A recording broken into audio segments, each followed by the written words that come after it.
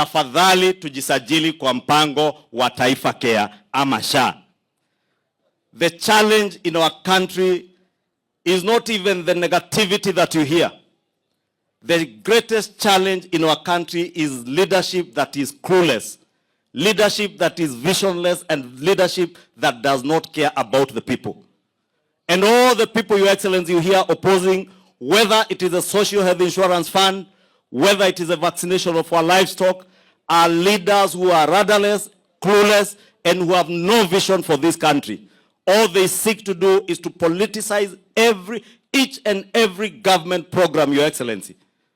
Your Excellency, tukija tumepita pale Bahati, Nakuru County.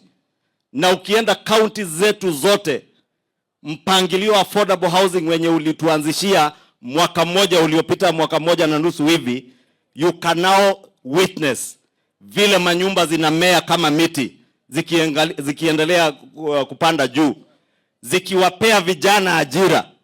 Hata hii mifugo tunaongelea leo, Mheshimiwa Rais, this is the future of our country, and especially for our pastoral communities in Kenya.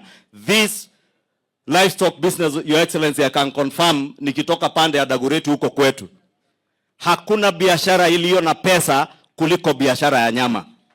Pia biashara ya ngozi, value addition ya ngozi, Your Excellency. Nimetembea juzi nchi ya Italy. Nikaona ngozi iko na pesa mingi hata kuliko nyama yenyewe. And it is out of producing good quality livestock that are vaccinated, that are free from diseases and pests, Your Excellency, that will be able to add value to our livestock production, as our peers have said.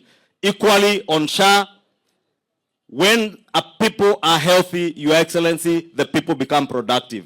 Niwasihi wote tujisajili kwa SHA, and I tell you that the greatest gift you can give to your family this Christmas is registration to the Social Health Insurance Fund or Taifa Care, so that you secure your family.